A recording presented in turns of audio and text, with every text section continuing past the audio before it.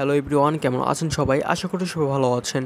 তো আপনারা ইতিমধ্যে জানতে পেরেছেন যে আবার পুরো বিশ্বের মধ্যে করোনা ভাইরাস ছড়াচ্ছে এবং বাংলাদেশের মধ্যে প্রতিদিন 2-3 জন করে আক্রান্ত শনাক্ত হচ্ছে এবং সামনে হচ্ছে এইচএসসি পরীক্ষা।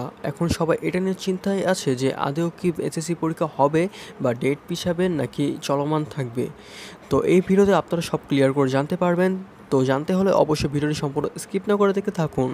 চোখ রাঙাচ্ছে করোনা ভাইরাস, আবারও সারা দেশে সংক্রমণ বাড়ছে প্রাণঘাতী ও ভাইরাসের। এর মধ্যেই সতর্কবার্তা জারি করেছে স্বাস্থ্য অধিদপ্তর। তো এমন অবস্থায় বা পরিস্থিতিতে এইচএসসি পরীক্ষার পেছানো হবে কি না তা নিয়ে সামাজিক যোগাযোগ মাধ্যমে বিভিন্ন তথ্য ছড়িয়ে পড়েছে।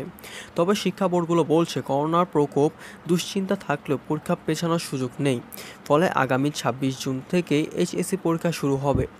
আন্তঃশিক্ষা সমন্বয় বোর্ড জানিয়েছে পরীক্ষা পেছানোর মতে প্রস্তুতি এখনও তৈরি হয়নি।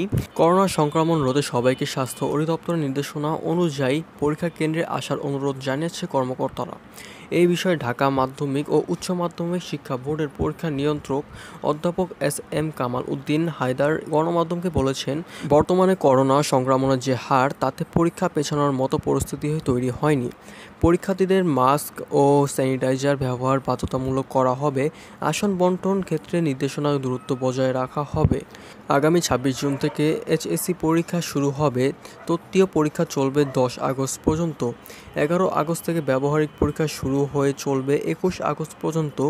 এবার এইচএসসি ও সমমানের পরীক্ষা অংশগ্রহণ করবেন 12,51,111 পরীক্ষার্থী। এর মধ্যে ছাত্র 6,18,015 জন ও ছাত্রী হচ্ছে 6,33,096 জন। গত বছর এই পরীক্ষায় অংশ নিয়েছিলেন 13,32,993 জন পরীক্ষার্থী। সে অনুযায়ী এবছর পরীক্ষার্থী কমেছে 81,882 জন।